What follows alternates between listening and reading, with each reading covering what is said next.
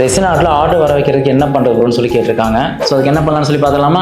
So question and answer சீரிஸில் டே 5. So அதுக்கு முன்னாடி அடுத்த 30 days யூஸ்ஃபுல்லான வீடியோஸ் நீங்கள் ரெகுலராக பார்க்கணும். மறக்காம நம்ம ஐடி ஃபாலோ பண்ணிக்கோங்க. ரெசின் ஆர்ட் பண்ணணும்னு நினைக்கிறவங்க எப்படியாச்சும் ஆன்லைன்லேயோ கிளாஸ் படிச்சா நல்லா அழகாக பண்ணிடுறாங்க. ஆனால் ஆர்டர்ஸ் எப்படி வரும்னு கேட்டால் அதான் கொஸ்டின் மார்க்காக இருக்குது. ஏன்னா ரெசின் ஆர்ட் படிச்சுட்டு நிறைய பேர் ஆர்டர் வராமையே குவிட் பண்ணவங்களாம் நிறைய பேர் இருக்காங்க.